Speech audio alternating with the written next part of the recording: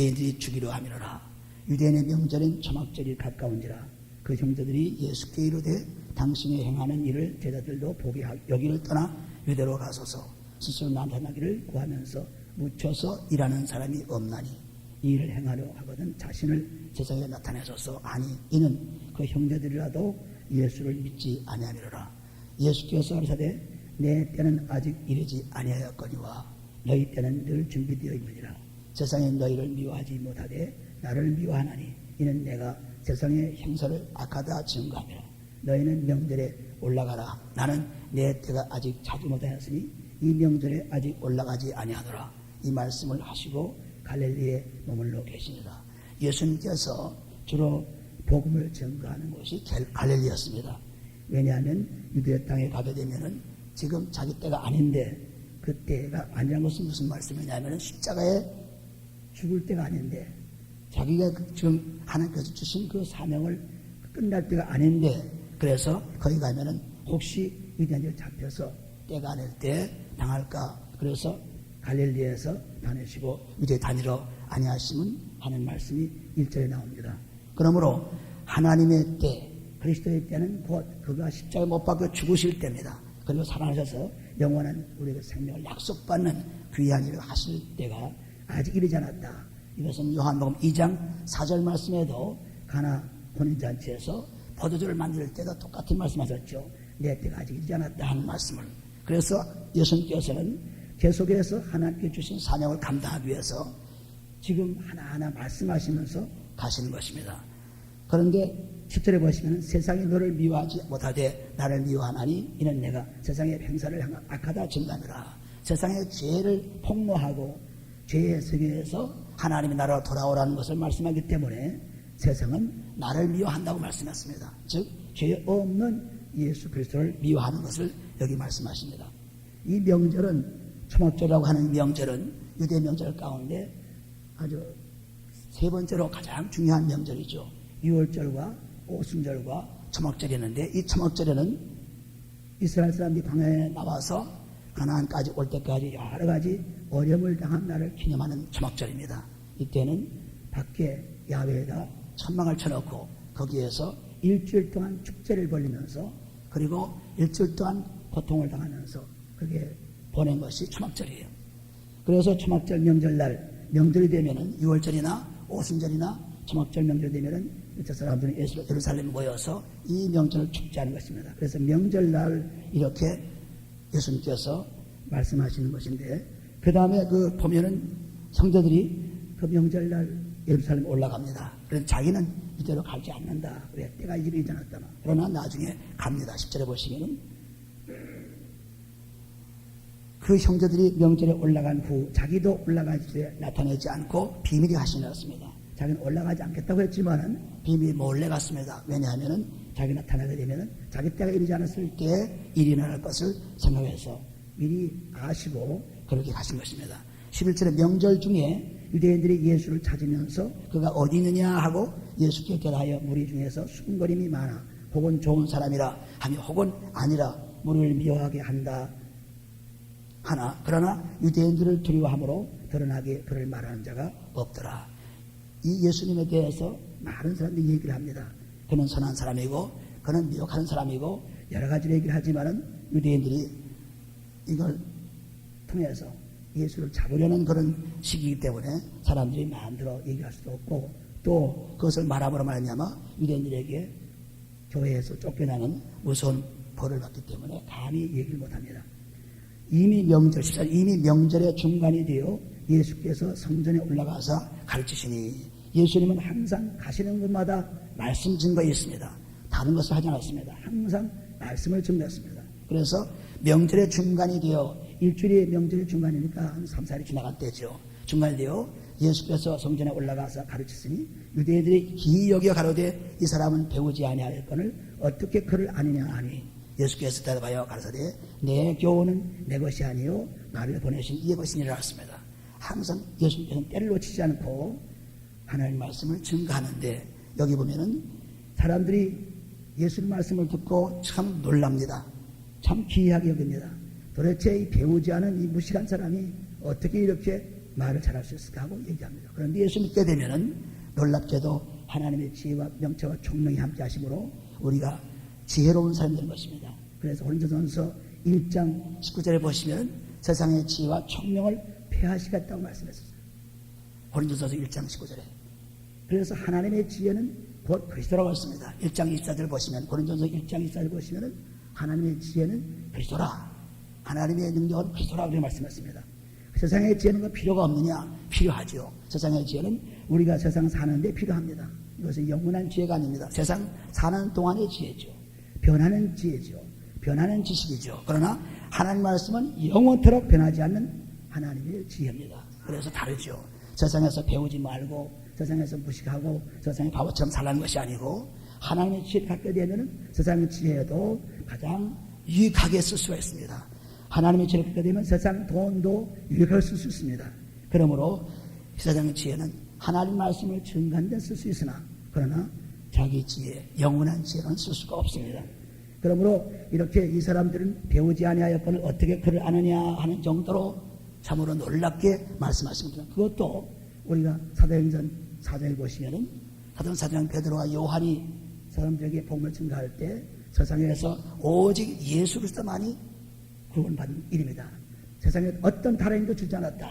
이렇게 아주 선포하니까 사람들이 도대체 그 베드로와 요한이 저렇게 무식하게 보이는데 어찌 저렇게 놀라운 말을 할 수 있을까 하고 놀랍니다. 사도행전 4장에서 나오죠. 그러므로 예수를 믿고 그리스도로 구원받은 사람들에게 하는 그 말의 지혜는 우리만 또 한 것이 아닙니다. 하나님의 성령 가운데서 하는 말씀이 지기 때문에 이 지혜를 통해서 사람을 변화시키고 영원한 생명을 주고 이 지혜를 통해서 사람들의 병을 고치게 되고 이 지혜를 통해서 사람들의 모든 문제를 해결해 주시고 그러니 세상의 지혜는 아주 굉장히 거리가 먼 거죠. 그러므로 우리들은 이 하나님을 믿고 사는 예수를 믿고 그리스도로 거듭난 사람들의 생활의 믿음의 것은 그 지혜는 굉장한 것을 말씀합니다. 이 사람은 배우지 아니하였거늘 어떻게 그를 아느냐? 하나님 말씀 배운 것이 아니라 성령을 통해서 깨닫는 것이요. 그리고 하나님의 말씀으로 받은 지혜죠. 하나님을 받은 것이죠. 여기 보면 예수님께서도 내 것이 아니고 아버지께 주신 것이다. 나를 보내신 이의 것이라. 사람이 하나님의 뜻을 행하려 하면 17절 보시면 사람이 하나님의 뜻을 행하려 하면 이 교훈이 하나님께로서 나왔는지 내가 스스로 말함인지 알리라. 굉장히 중요한 말씀하십니다. 사람이 하나님 뜻이 뭡니까? 요한복음 6장 4절에 보시면 하나님 뜻은 나를 믿고 그리고 영생 얻는 것이 하나님 뜻이다 그랬습니다. 그러므로 이 영생 얻은 사람들이 하나님 말씀을 받아서 지키는 것은 아무것도 아니죠. 사람이 하나님의 뜻을 행하려 하면 하나님 뜻대로 살려고 하면 뜻대로 살려고 하지 않기 때문에 이 하나님 말씀을 믿을 수가 없고 알 수가 없죠. 그러나 이것은 하나님 말씀을 믿고 하게 되면 그 말씀이 나에게 들어와서 그 말씀대로 할 수 있는 이것이 하늘에서 왔는지 땅에서 왔는지 누가 하는지를 분명할 수 있다. 요한복음 6장 4절 한번 보세요. 요한복음 6장 40절 우리가 지나간 말씀이지만은 6장 40절 보시면 내 아버지 뜻은 아들을 보고 믿는 자마다 영생을 얻는 이것이니 마지막 날에 내가 이를 다시 살리라 하시니라. 그러므로 아버지의 뜻은 아들을 믿고 영생 얻는 것이 아버지 뜻이다. 사람이 하나님 뜻을 행하려 하면 그 이 교훈이 하나님께서 났는지 또 내가 스스로 하는지 분명할 수 있다. 이런 말씀을 분명히 했습니다. 그래서 18절에 스스로 말하는 자는 자기 영광만 구하되 보내신 이의 영광을 구하는 자는 참되니 그 속에 불의가 없느니라. 스스로 말하는 자 이는 자기 영광 자기를 나타내는 것이 자기 영광이죠. 이 유대인들은 특별히 바리새인들은 자기 일을 나타냈습니다. 자기가 잘났다. 자기가 제일이다. 자기가 제일 하나님 말씀 잘 지키는 사람이다. 그렇게 자기만 나타내는 사람, 자기 것을 나타내는 사람, 이런 사람들은 다 자기 영광을 나타낸다 그랬습니다. 자기 영광. 그러나 하나님께서 오신 그 말씀을 가지고 얘기하는 사람은 뭐냐면 보내신 이의 영광을 구하는 자는 참되니 그 속에 불의가 없다 그랬습니다. 불의는 진리를 말합니다. 불의는 진리를 말합니다. 로마서 1장 19절 말씀에 우리가 진리를 방해하는 것이 불의라고 했죠. 그러므로 불의는 진리입니다. 그런데 하나님의 영광이라는 것은 보내신 이의 영광이라는 것은 그분이 오셔서 내 마음속에 오셔서 나타나는 영광이에요. 영광은 빛이죠. 글로리, 빛입니다. 이 빛이 나에게서 나타난 것이 하나님의 영광이에요. 내게 하나님 말씀이 와서 그 말씀을 통해서 빛을 보낼 때 보낸 시에 이의 영광을 구하는 그런 삶이 되는 것입니다. 내 것이 아니고 하나님 것으로 하는 것이요. 이 영광이 개인의 것은 자기 것으로 하는 것이요. 그리고 하나님께 영광을 준 것은 하나님 것으로 하는 것입니다. 19절에 모세가 너희에게 율법을 주지 아니하느냐 너희 중에 율법을 지키는 자가 없도다. 너희가 어찌하여 나를 죽이려 하느냐. 여기도 보면 19절에 보면 모세 율법에는 살인하는 것이 그것이 모세 율법을 어기는 거죠. 그런데 어떻게 선한 죄가 없는 나를 죽이려 하느냐. 그러니 너는 모세 율법을 지키지 않고 모세 율법을 범하는 자라고 얘기합니다.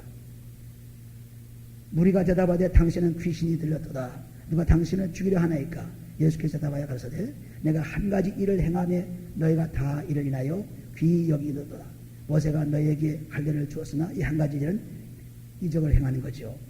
요한복음 5장에 38년 된 병자를 고치신 이 병자를 고친 것 이거 한 가지 행한다고 해서 너희가 참 이상히 여기는다.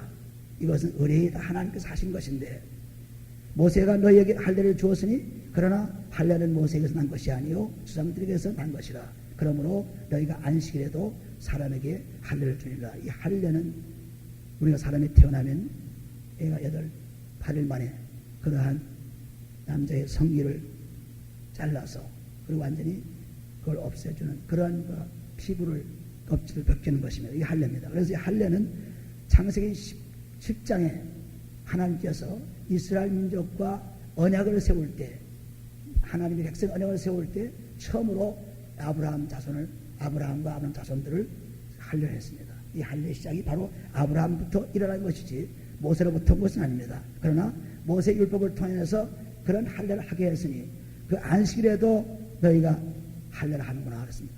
안식일에도 할례를 준비를 했습니다. 모세 율법을 폐하지 아니하려고 사람이 안식일에도 할례를 받는 일이 있거든 내가 안식일에 사람의 전신을 건져케 한 것으로 너희가 나를 넣어야 하느냐.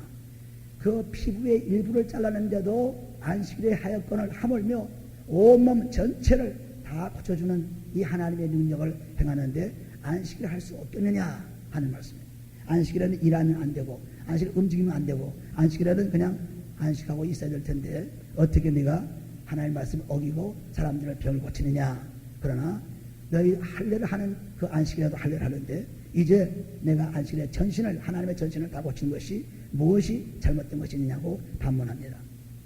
외모로 판단하지 말고 공의의 판단으로 판단하지 아니하시니라 그랬습니다. 이 유대인들은 즉 바리새인들이나 서기관들이나 장로들은 전부 외모로 도포를 입고 외모로 장갑을 끼고 외모로 전부 합니다. 외모로 마음은 없이. 그러므로 마가복음 6장 7장 6절에 보시면은 너희가 조상들의 교훈을 따라서 행하며 외모로 행하는구나. 마음으로 하지 않는구나. 마음으로 나를 예배하지 않는구나. 전부 외모로 한다고 했죠. 그러므로 이 외모는 회개치 않고 남에게 보이기 위해서 그런 것입니다. 그러나 공의의 판단은 하나님이 죄 없는 그리스도 그분을 통해서 하신 것입니다. 공의의 판단으로 판단하라. 죄 용서받고 일하는 것이 공의죠. 그렇지 않고 외모라는 것은 전부 남을 속이려고 자기를 나타내려고 자기 영광을 위해서 그대로 외모를 하는 것을 볼 수 있습니다. 25절에 보시면은 예루살렘 사람 중에서 혹이 말하되 이는 저희가 죽이고자 하는 그 사람이 아니냐. 보라 드러나게 말하되 저희가 아무 말도 아니하는도다. 당자들은 이 사람을 참으로 그리스도인 줄 알았는가. 그러나 우리는 이 사람이 어디서 왔는지 아노라. 그리스도께서 오실 때에는 어디서 오시는지 아는 자가 없으리라 하는지라. 예수께서 성전에서 가르치시며 외쳐 가라사대 너희가 나를 알고 내가 여기서 온 것도 알거니와 내가 스스로 온 것이 아니로다. 나를 보내신 이는 참이시니 너희는 그를 알지 못하나 나는 아노니 이는 내가 그에게서 낳고 그가 나를 보냈었음이라 하신데 저희가 예수를 잡고자 하나 손을 대는 자가 없으니 이는 그 위의 때가 아직 이르지 아니하였음이로라. 무리 중에 많은 사람이 예수를 믿고 말하되 그리스도께서 오실지라도 그 행하신 표적이 이 사람이 행한 것보다 더 많으려 하니 예수께서 대하여 무리에 수군거리는 것이 바리새인들에게 들린지라. 대제사장들과 바리새인들이 그를 잡으려고 학도를 보내니 이랬습니다. 이 사람들은 예수가 오셨는데 불구하고 예수를 믿을 수가 없습니다. 왜? 자기들이 아는 예수는 마리아, 요셉, 그리고 그 형제들에게서 얼마든지 예수를 거기서 난 것을 아는데 어떻게 하나님의 아들로 알 수 있겠습니까? 알 수 없죠. 그리스도를 알 수 없습니다. 그래서 이 사람들이 알지 못하고 있으나 나는 안다. 왜? 나는 하나님이 보내신 자요, 하나님과 함께 있는 자요, 하나님이 나와 함께 하시기 때문에 나는 알지만 너희들은 모르는구나. 여기 29절에 나는 아노니 이는 내가 그에게서 낳고 그가 나를 보냈음이니 하신데 믿음으로 하지 않고는 절대 하나님 안에를 알 수 없습니다. 믿음이 있어야 알죠. 믿음이 없이는 알 수 없습니다. 그런 믿음이 없이 그냥 알려고 하니까 가족들을 조사해보고 그리고 주위 사람들을 조사해보고 또 성경을 보니까 베들레헴에서 난다고 했는데 갈릴리에서 뭐 복음을 증거하고 나사렛에서 뭐 얘기를 하고 이러니 도대체 믿을 수 없는 그런 상황입니다. 그래서 이 사람들은 믿지 않고 예수를 알려고 하니까 알 수가 없어요. 믿어야 알죠. 요한복음 우리가 6장에서 읽은 말씀 있죠. 6장 69절에 보시면 우리가 주는 하나님의 거룩하신 자식을 믿고 알았습니다. 믿어야 알지 믿지 않고는 알 수가 없습니다. 여러 가지 조사를 해가지고 고고학적으로 혹은 또 지리학적으로 혹은 사회학적으로 아무리 연구를 해도 예수님은 나타나지 않아요. 믿어야 나타납니다. 믿어야. 왜? 믿음의 근본이 예수 그리스도이기 때문에 그렇습니다. 믿지 않고는 알 수가 없어요. 그래서 사람들이 전부 따져보고 자꾸 해봐도 예수를 알 수가 없는 것이 바로 그것 때문입니다. 그러므로 이 31절에 무리 중에 많은 사람이 예수를 믿고 말하되었습니다. 믿고 말하되 그리스도께서 오실지라도 그 행하실 표적이 이 사람이 행한 것보다 더 많이라 했습니다. 이 사람이 행한 것은 그리스도가 오실지라도 이 사람이 행한 것에 비교 안 된다. 그러므로 이 사람은 그리스도가 분명하다는 것을 마음속에 믿고 있습니다. 예수를 믿고 말하되 그래서 수근수근하니까 바리새인들이 듣고 이 사람이 예수인가 보다 하고 잡으려고 하는 것이며 33절에 예수께서 이르시되 내가 너희와 함께 조금 있다가 나를 보내신 이에게 돌아가겠노라. 너희가 나를 찾아도 만나지 못할 것이 더이요 나 있는 곳에 오지도 못하리라 하신데 벌써 예수님이 놀라운 그 비약적인 말씀을 자꾸 하심으로 사람들이 모르는 것입니다. 모를 수밖에 없죠. 믿지 않으니까. 또 어디로 간다는 얘기를 또 하는 거예요.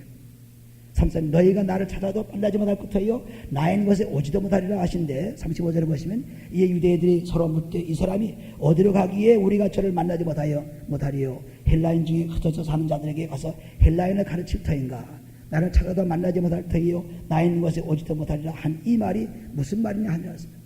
도대체 예수님이 하시는 말씀을 알 수가 없죠. 믿음을 갖지 않고는 예수님이 하시는 말씀을 알 수 없습니다. 왜? 그 예수님이 하시는 말씀은 하늘의 말씀이기 때문에 알 수 없어요. 세상의 말씀이 아닙니다. 하늘에서 오신 말씀이기 때문에 우리는 하늘의 말씀을 알려면 믿어야죠. 고린도전서 2장 13절에 보시면은 하나님 말씀을 알려면 성령이 와야 말씀을 알 수 있다 그랬어요. 성령 없이는 하나님을 깨달을 수 없습니다. 그러므로 이 사람들이 계속 알지 못하고 믿지 못하고 있는 가운데였습니다. 그런데 이 명절날에는 초막절에는 그 제단에다가 물을 붓는 그런 예식이 있습니다. 매일 일주일 동안 매일같이 제사장이 물을 떠가지고 그 물을 실로함에서 떠가지고 그 물을 제단에 뿌립니다. 이런 형식이 그 초막절의 행사로 되어 있어요. 그래서 물이 이때 제물에 쓰였기 때문에 그래서 30절은 명절 끝날 곧 그날에 예수께서 서서 외쳐를 사드렸습니다. 누구든지 목마르거든 내게로 와서 마시라. 지금 제단의 물이 바로 나라는 것을 얘기합니다. 제단의 물이 지금 초막절을 통해서 제단에 물을 뿌리면서 예식을 보낼 때 일주일 내내 매일 그렇게 물을 떠서 보냅니다. 그렇게 보낼 때 명절 끝날에 예수님께서 여기서 말한 명절 끝날 그 큰 날에 예수께서 외쳐서되 명절 끝날은 다 모여서 그 마지막 명절에 축복을 누리는 축제를 누리는 그러한 날입니다. 누구든지 목마르거든 내게로 와서 마시라. 나를 믿는 자는 성경 이름과 같이 그 배에서 생수행을 흥하리라 하시니 이것은 바로 자기를 말합니다. 그리스도를 말하죠. 그래서 누구든지 목마르거든 내게로 와서 이때에 예수님께서 자기를 나타냅니다. 이 물을 통해서 즉 성령을 통해서 우리가 요한복음 4장 4절에 보시면은 내가 주는 물은 그 아무도 누구든지 목마르지 않고 그 물을 마신 자마다 그 속에서 샘솟는 영생하는 샘물이라는 말씀이 요한복음 4장 14절에 기록되어 있죠. 그러므로 지금 이 말씀을 계속 또 말씀하는 거예요. 누구든지 목마르거든 내게로 와서 마시라. 이 목마르고 마시라는 말씀은 바로 성령입니다. 성령을 마셔라. 성령을 마셔라. 그러면은 나를 믿는 자는 성경의 이름과 같이 그 배에서 생수의 강이 흘러나올 것 같습니다. 고린도전서 10장 4절에 보시면은 이스라엘 사람들이 광야에 나와서 물이 없어가지고 헤맬 때, 물이 없어가지고 외칠 때 모세가 반석을 쳐가지고 물을 낸 적이 있습니다. 출애굽기 17장 6절에 나오는 말씀이죠. 그래서 그 반석에서 나온 물이 누구냐? 고린도서 10장 4절에 이 반석은 곧 그리스도라고 말씀했습니다. 그리스도.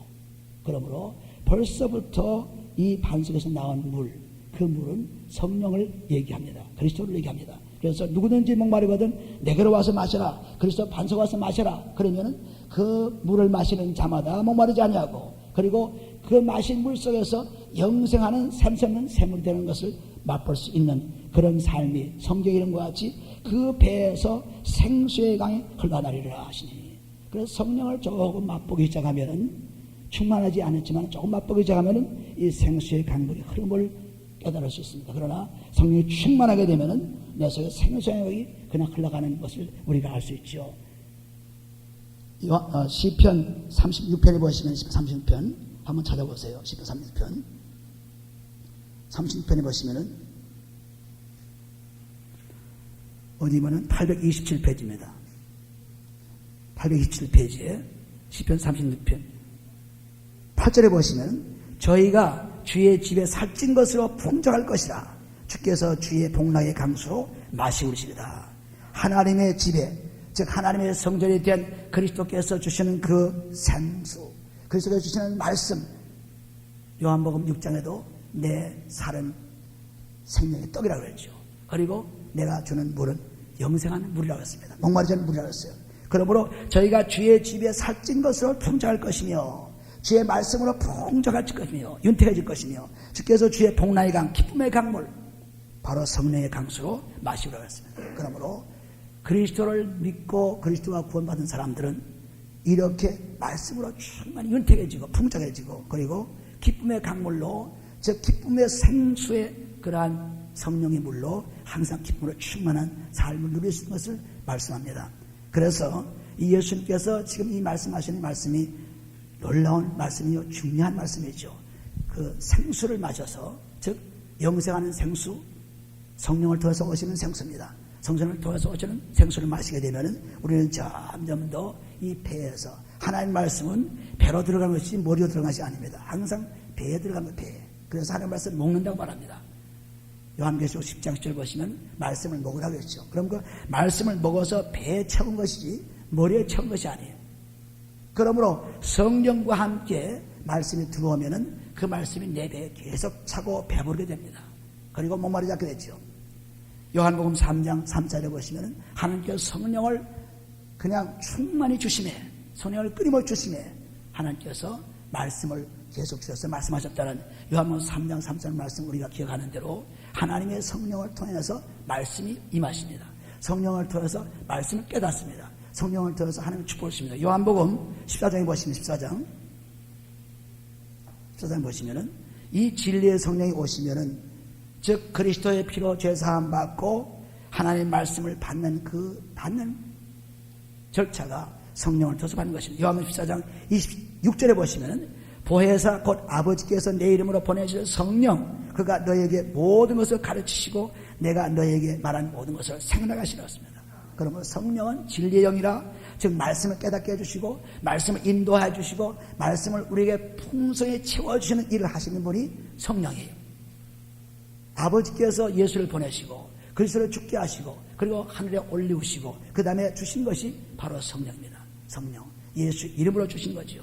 예수 그리스도의 이름으로 주신 거죠. 그 성령을 통해서 우리는 하나님의 말씀을 계속 받아 먹을 수 있습니다. 그래서 생수의 강이 흘러나는 것은 성령을 계속 받아서 누리게 되면은 말씀이 들어와 깨달아지고 그 말씀이 뱃속에 점점 풍성히 차게 되면은 내 속에서 생수의 강이 흘러나가는 그러한 것을 실제로 체험할 수 있습니다. 그게 그럴 수 있을까? 우리가 음식을 많이 먹고 배를 두들기며 참 만족한 삶을 누리는 것과 똑같이 그리스도 그분의 피를 통해 죄사함 받은 사람에게는 성령이 오심으로 그 성령을 통해서 말씀이 들어오면은 그 말씀이 내 배에 차서 내 배가 풍족해지고 영의 충만을 누리는 축복을 누립니다. 그래서 성경에 말씀하는 것과 같이 한 것은 성경이 이미 여러 곳에 이 하나님의 성령을 말씀합니다. 이사야서 58장 11절에 보시면은 이 성령으로 얘기하죠. 이사야 58장 11절에도 하나님께 주시는 생수의 강, 이것을 얘기합니다. 그러므로 여기저기에서 하나님 말씀 통해서 생수의 강이 흘러나는 것을 얘기합니다. 또 시편 65편에 보시면 65편에 보시면은 시편 65편에 보시면은 65편 9절에 보시면은 땅을 권고하사 물을 대어 심히 윤택하게 하시며 하나님의 강에 물이 가득하게 하시고 이같이 땅을 예비하신 후에 저에게 곡식을 주시나이다 했습니다. 하나님의 강, 하나님의 생수, 영생하는 샘물이 성령을 통해서 우리가 흘러들어옵니다. 그러므로 저의 곡식을 주시나이다. 우리에게 배부르게 먹게 해주죠. 주께서 밭고랑에 물을 넉넉히 대사 그 일양을 평평하게 하시며 또 단지로 부드럽게 하시고 그 싹에 복 주시나이다. 주의 은택으로 넌사에 관심으니 주의 길에는 기름이 떨어지며 들의 초장에도 떨어지니 작은 산들의 기쁨으로 띠를 띄웠나이다. 초장에는 양떼가 입혔고 골짜기에는 곡식이 옅었으며 저희가 다 즐거이 외치고 또 노래하나이다. 마치 비가 와서 땅을 윤택케 하여 곡식을 자라서 씨의 열매를 맺어 풍족해 만드는 것처럼 성령이 우리에게 임하시면 하나님 말씀에 풍족해져 우리가 윤택한 삶, 풍성한 삶을 살 수 있습니다. 우리가 왜 메마른 삶을 삽니까? 이 땅을 살 때 초췌한 삶, 고독한 삶, 메마른 삶은 곧 이 땅에 그것만 위지하기 때문이죠. 그러나 성령이 함께 오시는 말씀의 의지가 되면 이 땅은 절대로 메마르지 않습니다. 고독하지 않습니다. 이 땅은 풍성한 삶으로 가득 찼습니다. 왜? 성령 오셔서 하나님께 주시는 지혜의 말씀을 우리에게 주시기 때문에 그렇습니다. 그러므로 성수가 흘러나리라는 성경에 말씀하신 것을 즉 이루라는 것은 이 예수께서 이미 지금 말씀하고 있습니다. 다시 요한복음 7장에 들어가시면은 7장 37절부터 38절까지만 같이 읽겠습니다.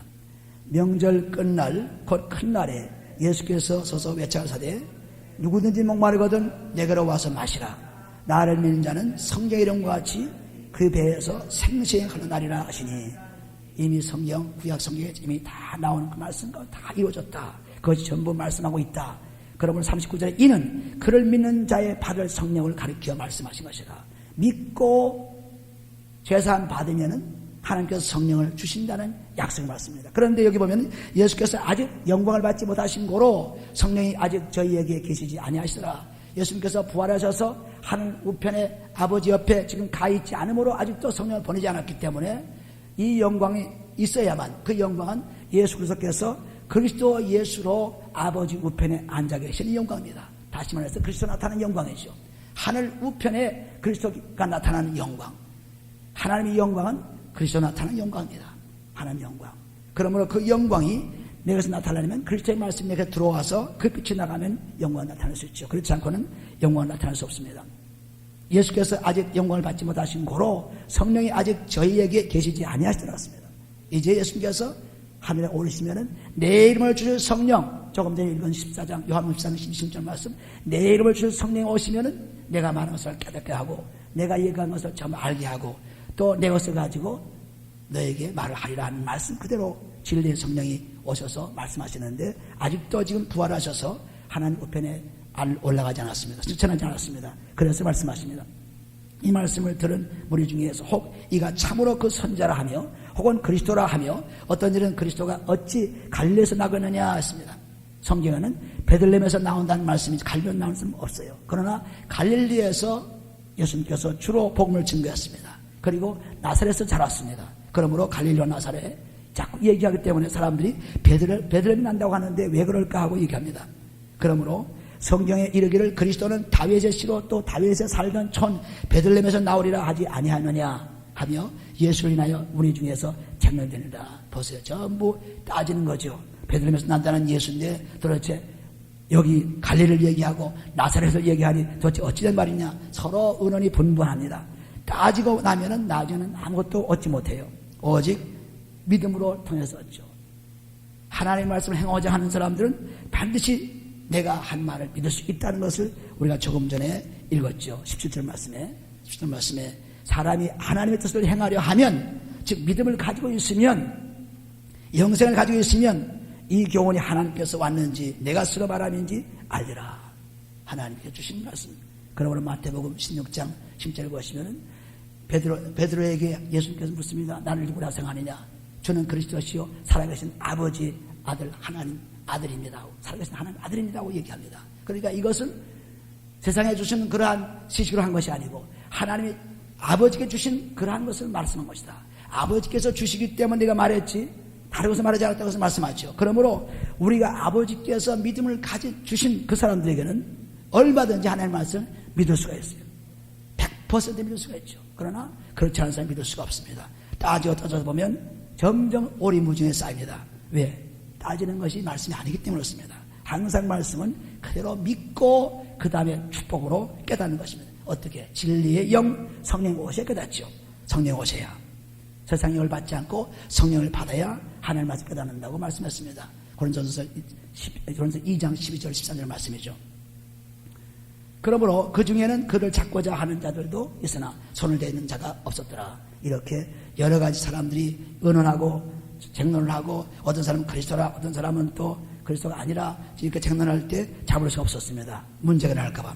그래서 40 하족들이 제사장들과 바리새인들에게로 오니 저희가 묻되 어찌하여 잡아오지 아니하느냐? 하족들이 대답하되 그 사람이 말하는 것처럼 말하는 사람은 이때까지 없었나이다 하니 이 보낸 쫄병들이 가서 잡아오라 못 잡아온 이유가 그 사람이 얘기하는 것이 정말 여태까지 말한 어떤 사람도 없습니다. 그 사람 분명히 그리스도입니다 하는 것을 지금 마음에 믿고 있어요. 그러니 어떻게 잡아옵니까? 잡을 수 없습니다 하는 것을 얘기하고 있습니다. 그 사람이 말하는 것이처럼 말한 사람은 이때까지 없었나이다 하니 바리새인들이 대답하되 너희도 미혹되느냐? 너희도 거기에 좀 쏠렸느냐? 너희도 그것을 믿고 있느냐? 하는 것입니다. 그를 믿는 그래서 당국자들이나 바리새인 중에 그를 믿는 이가 있느냐? 율법을 알지 못하는 이 무리는 저주를 받은 자로다. 그렇습니다. 여기 보면은 율법을 믿지 않고 있는 사람 저주를 받았다고 얘기합니다. 그러나 율법은 그리스도를 통해서 이미 끝난 것이죠. 갈라디아서 3장 23절 말씀 그리스도를 통해서 완전히 끝난 것이 이 율법입니다. 율법은 더 이상 그리스도 올 때까지의 율법이지 그리스도 오시면은 율법은 별로 끝났어요. 왜? 율법을 완성시키러 오신 분이 그리스도이기 때문에 그렇습니다. 이 무리는 저주를 받은 자로다. 그 중에 한 사람 곧 전에 예수께 왔던 니고데모가 우리가 니고데모가 요한복음 3장에 나오죠. 바리새인 중에 그 지혜로운 니고데모 그 사람이 예수를 만나게 되고 예수를 만나서 하나님께서 거듭나는 그런 얘기를 듣게 되었습니다. 예수님께. 그래서 그 거듭나는 얘기를 듣게 된 그 니고데모가 이때 여기서 변화합니다. 예수를 위해서. 저에게 말하되 우리 율법은 사람의 말을 듣고 거기 하는 것을 알기 전에 판결하느냐. 신명기 17장 6절에 보시면 두세 사람 증인이 있어야 판단되는 율법이 있습니다. 그런데 증인도 없이 너희는 마음대로 찾고자 하느냐. 증인도 없이 너희들이 이렇게 하느냐. 율법은 그런 것이 없다. 니고데모가 율법을 통해서 여기에 예수를 변화합니다. 니고데모가 저에게 말하되 우리 율법은 사람의 말을 듣고 그 행한 것을 알기 전에 판결하느냐. 두세 사람이 증인이 있어야 판결하는 율법을 누가 무시하느냐. 제가 대답하여 가로되 너도 갈릴리에서 왔느냐 상고하여 보라. 가로되 너도 갈릴리에서 왔느냐 상고하여 보라. 갈릴리에서는 선자가 나지 못하느니라. 너도 갈릴리 사람과 그 예수와 같으냐 하고 얘기합니다. 그러므로 여기 갈릴리에서는 선자가 나오지 못한다 하는 것은 그때 당시 구약 성경도 그렇고 갈릴리의 그 곳은 아주 무시당한 것이었습니다. 별로 신통한 것이 못 되었어요. 그런데 그 신통한 것이 못된 곳에 예수님께서 역사한 것입니다. 그것은 마태복음 4장에 보시면은 마태복음 4장 보시면 갈릴리를 어떻게 말씀했냐면 마태복음 4장에 세상 사람들은 갈릴리를 별볼 거 없는 것을 보았지만은 마태복음 4장 14절에 보시면은 이는 선지자 이사야로 하신 말씀을 이루려 하심이라 일렀으되 스불론 땅과 납달리 땅과 요단강 저편 저 해변 길과 이방의 갈릴리여 흑암에 앉은 백성이 큰 빛을 보았고 사망의 땅과 그늘에 앉은 자들에게 빛이 비쳤다 하느니라. 여기도 보면 스불론 땅과 납달리 땅의 요단강 저편의 길과 이방의 갈릴리여 그랬습니다. 이 갈릴리 땅이 하나님의 은혜의 땅이 되는 그런 이방의 갈릴리여 흑암에 앉은 백성이 큰 빛을 보았고 그랬습니다. 그리스도가 그곳에서 하나님 역사를 일으킨 것을 보았고 하는 예언을 남긴 것을 이 율법을 아는 바리새인들은 모르고 있어요. 그러면 갈릴리에서 어떻게 선지자를 할 수 있느냐? 그는 사실상 갈릴리에서 선지자가 많이 나왔습니다. 요나도 그렇고 갈릴리 선지자가 많이 나왔어요. 그러므로 여기 보시는 대로 믿지 않고 있는 율법사들, 믿지 않고 있는 바리새인들, 이 사람들은 예수가 아무리 말씀을 해도 믿을 수가 없죠. 왜? 믿지 않고 하나님의 말씀을 깨달을 수 없기 때문이었습니다. 그러므로 이 7장에서는 우리가 성령을 통해서만 하나님을 알게 되고, 성령을 통해서만 하나님의 축복을 알게 되고, 성령을 통해 하나님의 말씀이 들어와서 그 말씀이 내 속에 자리 잡고 그 말씀이 내 생수의 강으로 뱃속에서 흘러나가는 그러한 축복을 누리는데, 내 속에서 지금 만족이 있고 충만이 있는 그 사람에게 무슨 불만과 원망이 있습니까? 아무도 없죠. 그래서 성령이 나에게 오시면은 이 세상을 바라볼 때 큰 충만함으로, 기쁨으로 바라볼 수밖에 없습니다. 왜? 그분이 기쁨으로 우리에게 오시고 있기 때문이었습니다. 말씀이 계속 기쁨으로 오죠. 잠언서 2장 7절 보시면 지혜가 내 마음속에 들어가며 지식이 내 영혼을 즐겁게 한다 그랬습니다. 그러므로 하나님 말씀이 내 속에 들어오면서 하나님의 지식을 통해서 내 영혼은 점점 기쁨을 갖게 되는 것입니다. 그 기쁨 속에 사는 그런 축복이 성령을 통해서 이루어지는, 예수께서 주시는 성령 그 물을 마시면 목마르지 않고, 그 목마르지 않은 물을 마시게 되면 반드시 그 속에 생수의 강이 흘러나가는 놀라운 축복을 누리는 것입니다. 이사야서 58장 한번 같이 읽어보신 후에, 이사야서 58장 보시면은 58장 9절에 보시면은 9절에 내가 부를 때에는 나 여호와가 응답하였고 내가 부를 지을 때에는 말하기를 내가 여기 있다 하리라. 이사야서 58장은 1038페이지였습니다. 그 9절 중간쯤 보시면은 만일 네가 너희 중에서 멍에와 손가락질과 허망한 말을 제하여 버리고, 즉 죄에 있는 그 모든 일들을 버리고 줄인 자에게 네 심정을 동하며 괴로워하는 자의 마음을 만족케 하면 내 빛이 흑암 중에서 발하여 내 어두움이 낮과 같이 되릴 것이며 나 여호와가 너를 항상 인도하여, 11절 같이 있습니다. 나 여호와가 너를 항상 인도하여 마른 곳에서도 내 영혼을 만족케 하며 내 뼈를 견고케 하리니 너는 물된 동상에 꺾고 물이 끊어지지 아니하는 샘 것이라. 항상 생수가 흐르는, 영생의 말씀이 흐르는, 축복의 말씀을 흐르는 이런 사람이 되어서 언제나 사막과 같이 살지 않고 가난에 살지 않고 질병 속에 살지 않고 항상 풍성한 삶을 사는 그런 삶을 약속받는 말씀입니다. 그러므로 오늘도 우리가 이 말씀을 통해서 성령의 충만을 받고 충만받은 다음에 말씀을 깨달아서 그 말씀 녀석의 뱃속에 생수의 강으로 흘러가는 경험을 조금씩 체험해 보시면 나중에는 그 체험이 놀라워서 그 체험을 통해서 많은 사람들을 생수를 주시는 사람이까지 이릅니다. 우리 생수가 벅차면, 넘쳐나면 밖으로 흘러나가야죠. 그래서 그 생수의 강이 계속 흘러나가는 삶을 누릴 수 있습니다. 오늘도 이 말씀 가운데 하나님의 축복이 넘치시기를 예수로 축원해드립니다. 기도합니다. 아버지 하나님 감사합니다. 하나님의 사랑 속에서 살게 해주신 은혜를 감사합니다. 아버지 사랑이 바로 그리스도인 것을 감사합니다. 그분이 오심으로 말미암아 이제 그분을 믿고 그분의 말씀을 따라 살 때 아버지 우리는 성령의 충만을 받고 생수의 강 흘러나가 하나님의 만족으로 살 수 있는 축복을 누릴 수 있게 되었사오니 아버지 감사합니다. 이제 계속해서 하나님을 사랑하며 그 아버지를 통해 그리스도의 놀라운 축복을 계속 받아들이는 우리를 축복을 가진 우리들에게 축복해 주옵소서. 아버지 감사한 축복하며 예수님으로 기도합니다. 아멘.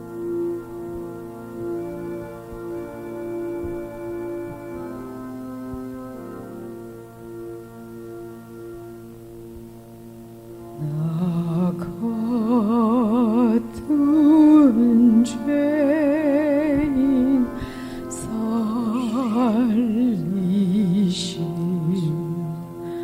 주은혜 놀라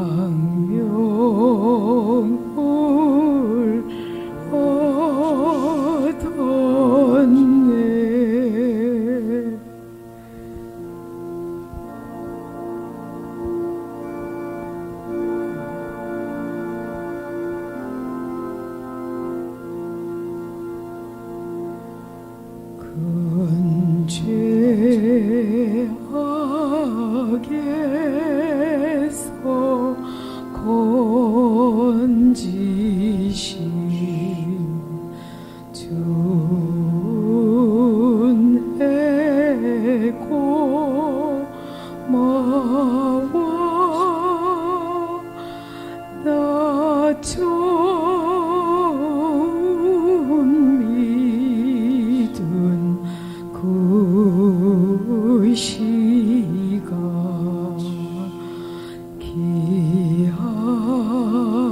기하고 기하다